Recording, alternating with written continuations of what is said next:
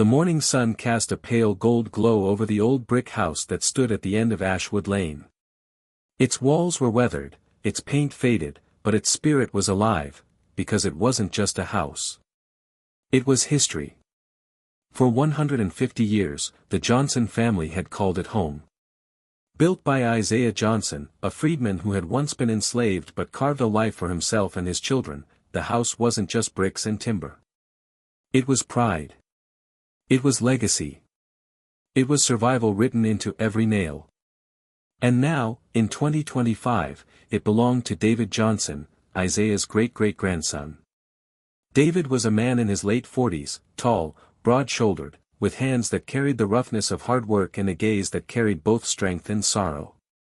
He had grown up hearing stories on this very porch, how Isaiah built the house with his own hands after saving every dime from hauling timber for white landowners who never thought a black man could own property. How the home became a sanctuary during Jim Crow, a safe place for neighbors when hatred ran through the streets.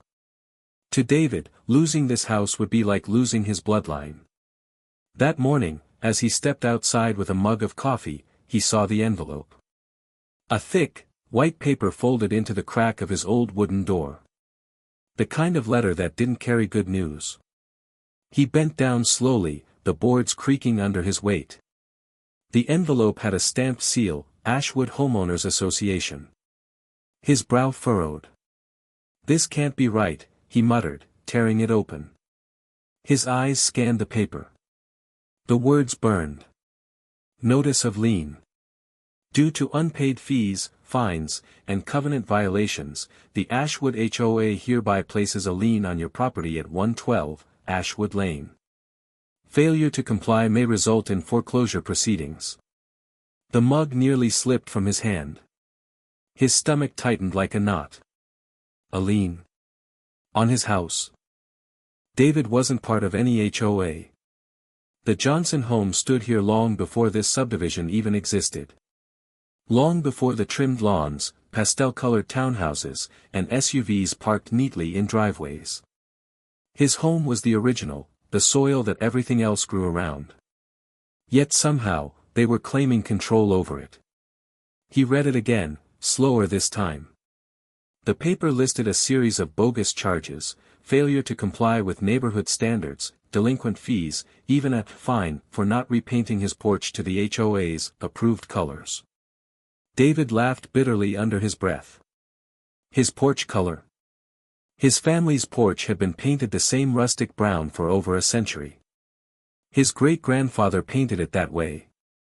No HOA had the right to tell him otherwise. But the words on the page didn't laugh. They screamed. At the bottom was the threat. If the lien is not satisfied within 30 days, foreclosure will commence. David dropped into the rocking chair on the porch. His hands trembled, not out of fear, but out of rage.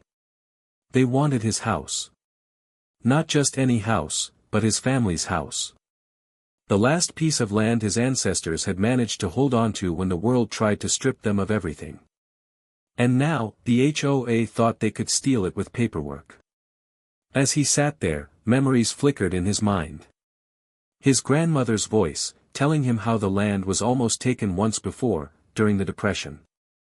How his grandfather fought banks that tried to swallow it with unfair loans. How each generation, someone tried to take what the Johnsons built, but each time, they resisted. David clenched his jaw. Not me. Not on my watch.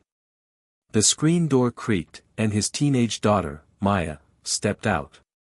She was 16, her curly hair pulled back into a bun, eyes sharp like her father's. "Dad? What's wrong?" she asked, noticing the crumpled letter in his hand. David tried to steady his voice. "Nothing you need to worry about." She crossed her arms, unimpressed. "You're holding it like it's a death sentence." He handed her the paper. Her eyes darted across the words. "They can't do this, can they?" she whispered, looking up at him. "They think they can," he said. "But this house has survived worse." Maya's lips pressed into a thin line. "Then we'll fight them." Her words hit him like a spark. Fight. That's what his ancestors had done. That's what he had to do. But David knew one thing: fighting an HOA wasn't like fighting with a neighbor over a fence line. This was war in paperwork, and paperwork had destroyed more black families than bullets ever had. As the day wore on, David made calls. First, to the HOA office. A woman with a clipped voice answered, speaking as if she were above him. "Mr. Johnson, all properties within Ashwood are subject to HOA rules," she said flatly. "My house was here before Ashwood even existed," he snapped. "You can't place a lien on land that's never been under your authority." She chuckled lightly. "Sir, the records say otherwise. Perhaps you should review your deed." "My deed hasn't changed in 150 years, he growled. "Well," she said smugly, "maybe it's time it does." The line clicked dead. David's grip tightened on the phone until his knuckles turned white. That night, as the crickets sang outside and the cicadas buzzed in the trees, David sat at his dining table surrounded by boxes of old documents. His grandmother had kept everything: deeds, tax records, letters dating back decades. Each paper was a shield, proof of ownership, proof of legacy.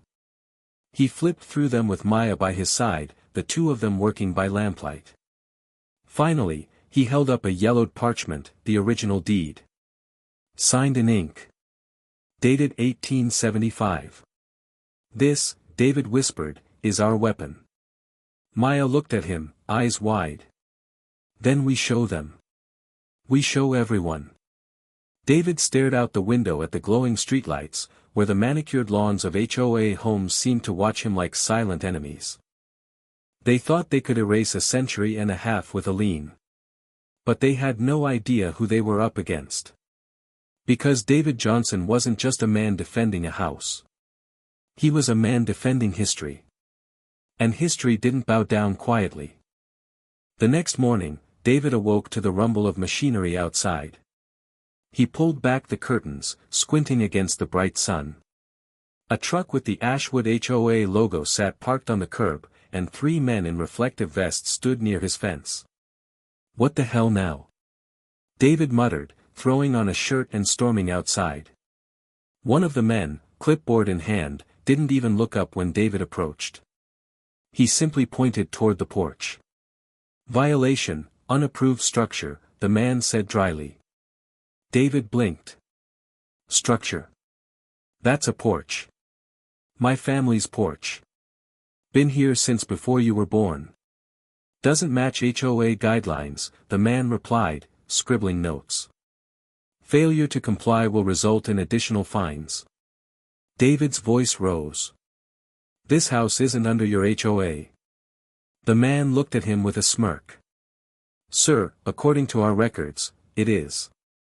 And if you continue interfering, we'll call security." David stepped closer, his jaw tight. "You set 1 foot on my property without my permission, and you'll regret it." The workers exchanged uneasy glances. One of them muttered something under his breath, and the 3 retreated toward their truck. The clipboard man, however, left a bright orange notice taped to David's mailbox before climbing in. David ripped it off. His stomach churned as he read. "Final warning: failure to comply with HOA standards may result in legal escalation." He crumpled the paper in his fist. From the porch, Maya stood watching. "They're trying to scare us," she said softly. David exhaled heavily. "They want me to break. They want me to sell this house cheap so they can tear it down and throw up one of their cookie-cutter homes. But they picked the wrong man." By the end of the week, the harassment intensified. Every day, new violation notice appeared: grass too tall, fence in disrepair, shutters the wrong color. Each one carried a fine, $200 here, $500 there. They stacked quickly, each more absurd than the last. David tried to ignore them at first. But the real blow came when he went to his bank. The teller, a young woman with nervous eyes, explained carefully, "Mr. Johnson, I'm afraid there's been a lien filed against your property. It's public record now." David's heart sank. So they really did it. Yes, sir. And until it's cleared, your property is vulnerable to foreclosure proceedings. He gripped the counter so tightly his knuckles whitened. This is my house. It's been in my family for 150 years. The teller's expression softened. I'm sorry. I've seen HOAs do this before. They count on people not being able to fight back. David walked out of the bank with fire burning in his chest. They weren't just threatening him, they were threatening his bloodline. That evening, his friend Marcus dropped by. Marcus was a retired Marine, thick-bodied, with a booming laugh that often filled the porch. But today, his face was hard. I heard what they're doing, Marcus said, dropping into a chair. You know they can't just take your house without a fight, right? David rubbed his temples. They're trying. And they've got lawyers. Paperwork. Money. Marcus leaned forward. Then you fight back. You got that deed, don't you? David nodded, pointing toward the dining table where the yellow document sat under protective plastic. Then that's your weapon. You take it to court if you have to. David sighed. Court costs money, Marcus.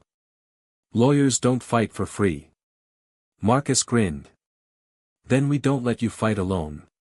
David looked at him, confused. You think you're the only one they've messed with? Marcus asked. HOAs prey on people like us. Veterans, widows, old folks who don't have the money or time to fight. They want you to roll over. But I'm telling you, we can rally folks. Make some noise. For the first time in days, David felt hope flicker inside him. The noise started small. The following Saturday, David stood on his porch while Marcus went door to door down the street, talking to neighbors. At first, people were hesitant, most feared the HOA's wrath. But slowly, a few joined. A widow named Mrs. Thompson admitted the HOA once fined her for planting roses instead of approved flowers. A young couple complained about being threatened with foreclosure over a trampoline in their backyard. It wasn't just David, they were all suffering. By afternoon, a small group gathered on David's lawn, sharing stories. Each one worse than the last. Maya stood among them, recording with her phone. People need to hear this, she said. If the HOA wants to play dirty, we'll show the world. David nodded. They thought they could scare us one by one. But together? They can't silence us all. That night, as the group dispersed, David noticed headlights slowing outside his house. A black SUV rolled by, windows tinted. It paused just long enough for David to feel the stare from behind the glass, then drove on. His gut tightened. They're watching us, he murmured. Maya stepped closer. Let them watch. We're not afraid. David wrapped his arm around her shoulders. He wished he could share her confidence. But deep down, he knew the HOA wasn't going to give up easily. And sure enough, the next morning, a letter arrived in the mail. This one wasn't a notice. It was a threat. Mr. Johnson, continued resistance will result in swift legal action, including foreclosure. Your presence is a blight on this community. We suggest you sell before matters become unpleasant. David crushed the letter in his fist. His pulse thundered in his ears. They want a war, he whispered. Fine. They'll get one. He turned to the porch where Maya stood filming with her phone. The glow of determination burned in her young eyes. For the first time, David wasn't just fighting for his house. He was fighting for his daughter's future. And this time, the Johnson family wasn't standing alone. The county courthouse smelled of dust and polished wood, a place where history and injustice often collided. David stood in the hallway, clutching a folder thick with documents, old deeds, tax receipts, yellowed letters, every proof his family had guarded for generations. Beside him, Marcus rested a steady hand on his shoulder. You ready, brother? David nodded. Don't have a choice. The HOA had moved quickly. Within 2 weeks of filing their lien, they had petitioned the court to begin foreclosure proceedings. To them, it was simple: stack fines, bury him in fees, then swoop in when he couldn't pay. They had lawyers, money, and influence. David had history and truth. But in court, truth didn't always win. The doors swung open, and they stepped inside. The HOA's legal team sat at one table, 3 attorneys in crisp suits, their briefcases lined up like weapons. At the center sat Eleanor Whitfield, the HOA president. A sharp-featured woman in her 50s, she wore a pearl necklace and a smug smile, as though she had already won. David's jaw tightened. This was the face of arrogance, the kind of person who saw his house not as history, but as prime real estate. The judge entered, and the hearing began. The HOA's lead attorney stood, voice smooth and polished. Your Honor, the property at 112, Ashwood Lane falls within the jurisdiction of the Ashwood Homeowners Association. Mr. Johnson has failed to comply with multiple regulations and accrued over $15,000 in unpaid fees and fines. As such, the HOA has lawfully placed a lien and now seeks foreclosure. David's fists clenched. 15,000. They'd invented numbers out of thin air. When it was his turn, David rose. His voice carried weight, not polished like the attorney's, but raw, unshakable. Your Honor, this house is not under the HOA's jurisdiction. It was built in 1875 by my great-great-grandfather, Isaiah Johnson. Long before Ashwood subdivision even existed. I have the original deed right here. He placed the yellowed parchment on the table. Gasps echoed from the small crowd that had gathered in the gallery, neighbors, activists, even a local reporter Maya had contacted. The judge leaned forward, studying the document. The ink was faded, but the signatures and seal were clear. The HOA attorney smirked. Your Honor, while Mr. Johnson's tale is touching, deeds can be amended.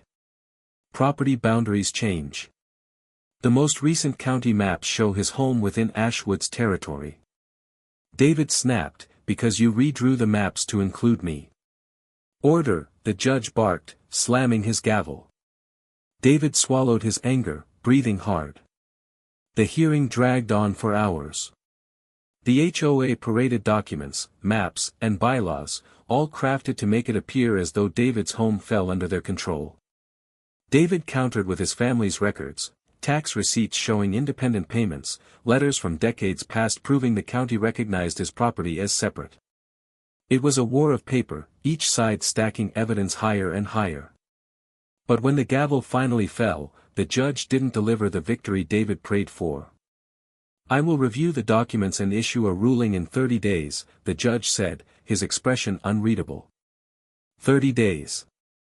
30 days of uncertainty, of waiting to see if his family's legacy would be stripped away. Outside the courthouse, reporters swarmed. Maya, holding her phone high, live-streamed everything. Dad, the people are watching, she said. They're on our side.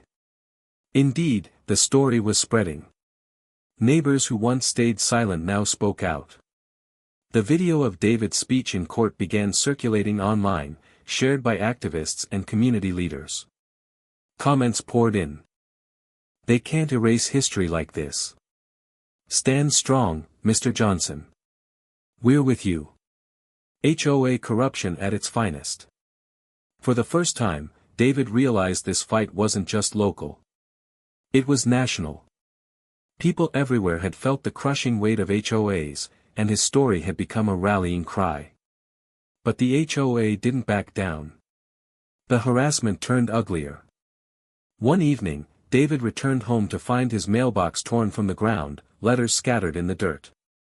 A rock with the words, "Sell or else," painted in red lay on the porch. Maya's voice shook as she picked it up. Dad, this is getting dangerous. David pulled her close. They want us scared. That's how bullies work. But even as he spoke, his chest tightened with dread. The next day, he came outside to find the old oak tree in his yard, one his grandfather had planted, spray-painted with the word blight.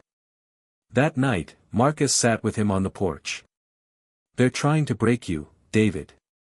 Not just legally. Psychologically. They want you to feel surrounded." David stared at the vandalized tree, his jaw clenched. "They think if they tear me down, I'll give up.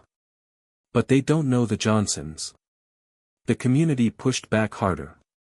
Neighbors who once whispered now stood openly with David. A small protest formed outside the HOA office, people carrying signs that read, "Stop the Steal," and "History over Profit." Eleanor Whitfield, furious, held a press conference. "Mr. Johnson is not above the law," she declared, her voice dripping with disdain. "We will not allow one individual to tarnish the standards of our community." David watched it on TV, his blood boiling. Tarnish the community? His house had built the community. Without the Johnson land, there would be no Ashwood. But her words revealed something else. This wasn't about rules. It was personal.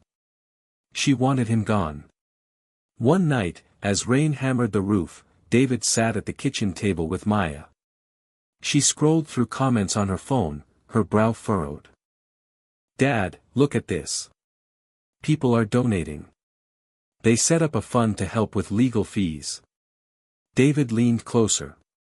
The screen showed hundreds of small donations pouring in from strangers across the country. His throat tightened. "Why would people who don't even know us care this much?" Maya smiled softly.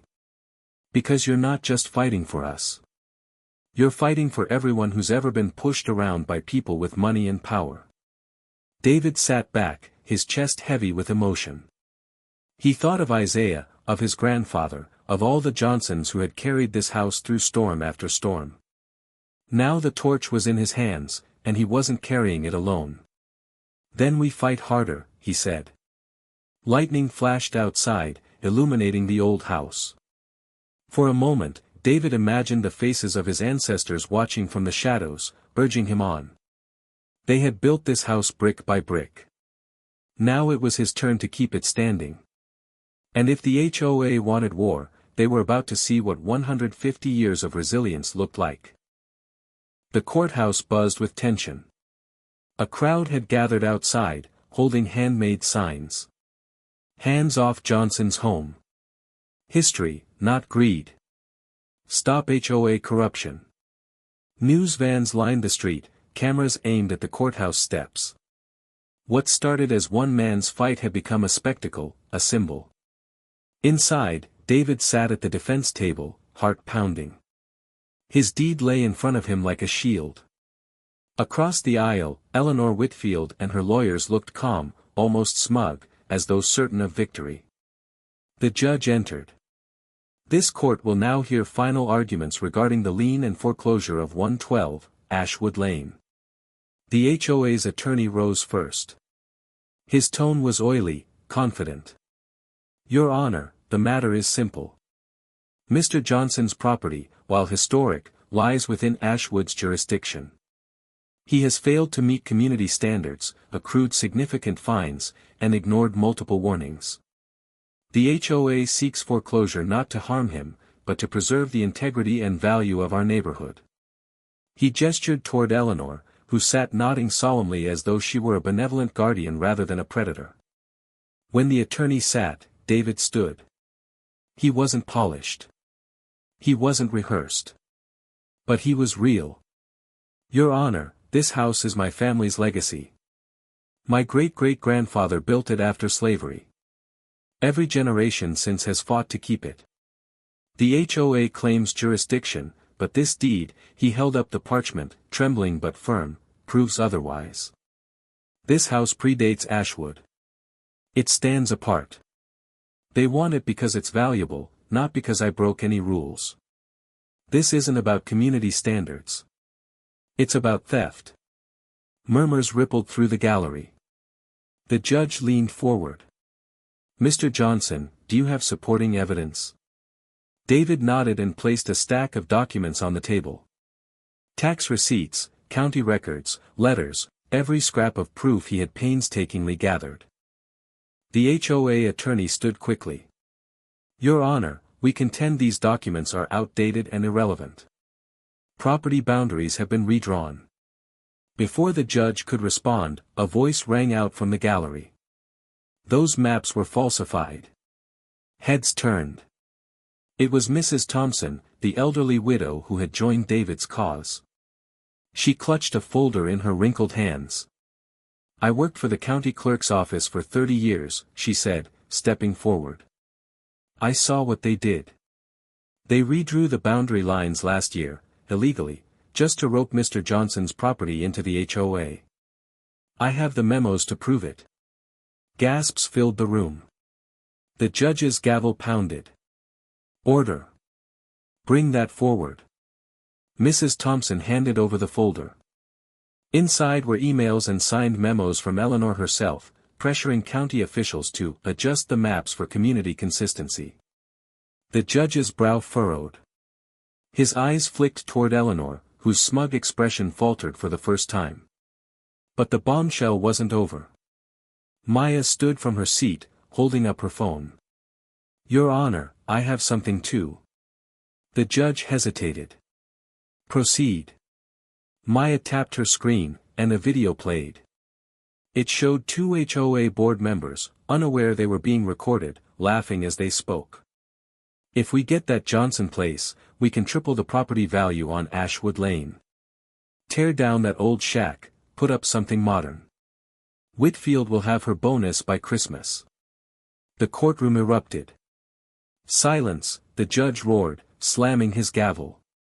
Eleanor's face turned crimson. Her lawyers whispered frantically, but the damage was done. The mask had slipped. Everyone had seen the truth. It was never about rules or community. It was about greed. The judge turned to Eleanor. "Do you have an explanation for this?" She opened her mouth, but no words came. For the first time, her power seemed to drain away under the weight of exposure. David felt his chest swell. For months, he had been cornered, harassed, threatened. But here, in this room, the tide was turning. As the hearing stretched on, witness after witness came forward.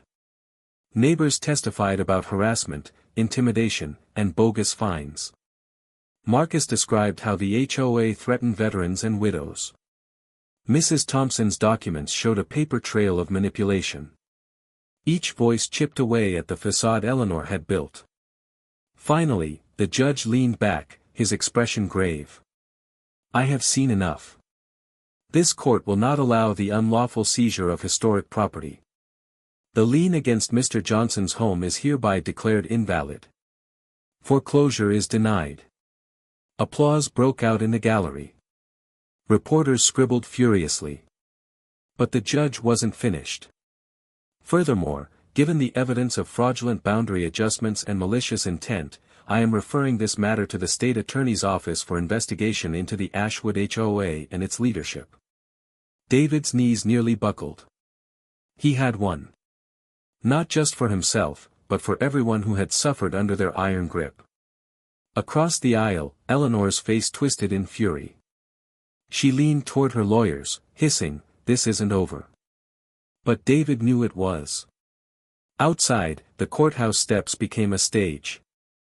Reporters crowded around, microphones thrust forward. "Mr. Johnson, how do you feel about today's decision?" David lifted the deed high in the air. "This house was built on blood, sweat, and faith. They tried to take it with lies, but truth stood taller. This isn't just my victory, it's for every family that's ever been bullied by people who think power gives them the right to steal. Today, we proved them wrong." The crowd erupted in cheers. Marcus slapped his back. Maya hugged him tightly, whispering, "You did it, Dad. We did it." David looked out at the sea of faces, neighbors, strangers, allies. His heart swelled with gratitude. For the first time in weeks, he felt the heavy weight on his chest lift. But in the back of his mind, a shadow lingered. Eleanor had looked at him with venom as she left the courtroom. And people like her didn't go quietly. Still, for now, the house stood. And so did he. That night, as the sun set behind the oak trees, David sat on the porch with Maya. The air was warm, the cicadas buzzing their evening song. She leaned against him. "Think it's over?" He gazed at the house, its old bricks glowing orange in the fading light. "For now. But even if it's not, we showed them we're not afraid. And that matters more than anything." Maya smiled, her eyes glistening. "Grandpa would be proud." David looked at the porch, at the boards worn smooth by generations of Johnson feet. He imagined Isaiah standing there, arms crossed, watching over them. "Yeah," David whispered. He would. For the first time in months, David allowed himself to breathe. But deep down, he knew the war wasn't truly over. Because power never surrendered without a fight. And the HOA still had one last card to play. The days following the court victory were a blur of celebration. Neighbors stopped by with casseroles, pies, and hugs. Strangers mailed letters of support. Donations poured in to help with repairs on the old Johnson house, now hailed as a symbol of resilience. For the first time in weeks, David slept without waking at every creak in the night. But peace never lasts long when enemies still have teeth. On the fourth morning after the ruling, David stepped outside and froze. Spray painted across his porch in jagged red letters were the words. "Not done." Maya gasped behind him. "Dad." David's stomach turned cold. The HOA may have lost in court, but Eleanor still had claws. That evening, Marcus and several neighbors gathered in David's yard. Flashlights cut through the dusk as they scrubbed away the graffiti. "Cowards," Marcus muttered. "Hide behind lawsuits and spray cans." David worked silently, scrubbing the paint from the boards. His heart pounded with a mix of anger and exhaustion. Finally, Mrs. Thompson put a hand on his shoulder. "They want to rattle you, son. But you've already beaten them where it counts. Don't let hate take away your peace." David nodded, though his jaw stayed tight. 2 weeks later, Eleanor made her move. A letter arrived, not from the HOA this time, but from a private law firm. It accused David of defamation for speaking to reporters and demanded damages. Maya read it aloud, her voice shaking with fury. "They're suing us for telling the truth." David sank into his chair, rubbing his temples. This is how people like her work. If they can't beat you with one weapon, they pick up another. But this time, he wasn't alone. Within hours of posting about the lawsuit online, support flooded in. Civil rights lawyers reached out, offering help pro bono. Activists rallied, calling Eleanor's move an attack on free speech. The lawsuit backfired spectacularly. Instead of silencing David, it amplified his voice. Reporters dug deeper into the Ashwood HOA. They uncovered financial mismanagement, secret kickbacks to contractors, and years of bullying homeowners into paying bogus fines. What started as one man's fight spiraled into a statewide scandal. Soon, the state attorney general announced a formal investigation. Eleanor and several board members were indicted for fraud and conspiracy. David watched the news in stunned silence as Eleanor was led from her home in handcuffs. Maya grinned through tears. She thought she could crush us. Look at her now. For the first time, David allowed himself a smile. The months that followed brought healing. The Johnson home became more than a house again, it became a gathering place. Neighbors organized barbecues in the yard, kids played under the old oak tree, and Maya turned the porch into a backdrop for community storytelling nights.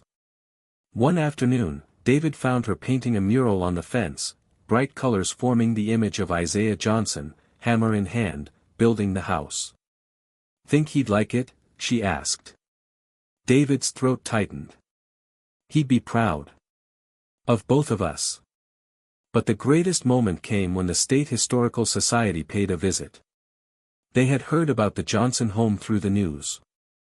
After reviewing the documents and history, they declared it a protected landmark, ensuring it could never again be seized, bulldozed, or erased. David stood on the porch as the official handed him the plaque. His hands trembled as he traced the engraved words. The Johnson House, established 1875. A legacy of freedom and resilience. Tears blurred his vision.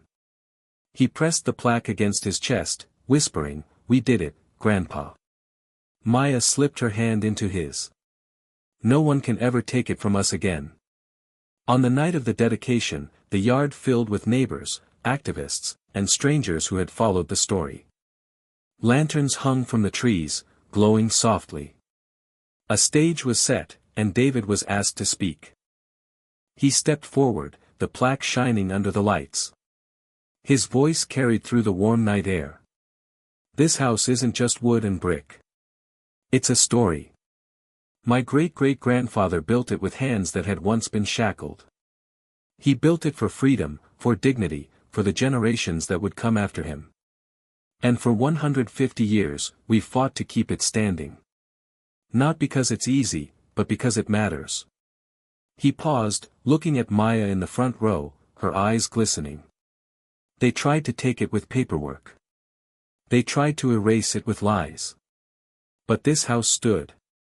And it will keep standing, long after I'm gone, because it belongs not just to my family, but to history." The crowd erupted in applause. Some wiped tears. Others raised their fists in solidarity. Maya joined him on stage, slipping her arm through his. Together, they lifted the plaque high. The old house loomed behind them, glowing under the lantern light. It had endured slavery, Jim Crow, the Depression, and now the greed of a modern HOA. Each scar was proof of survival. Later that night, after the crowd dispersed, David sat alone on the porch. The air was cool, the cicadas humming softly. He rocked in the same chair his grandfather had used, the same boards creaking beneath him. For a long moment, he simply breathed, letting the peace sink in. Then he whispered into the night. "We kept it, Grandpa. We kept it." The wind stirred through the trees, rustling the leaves of the oak. And for the first time in a long time, David felt truly at home.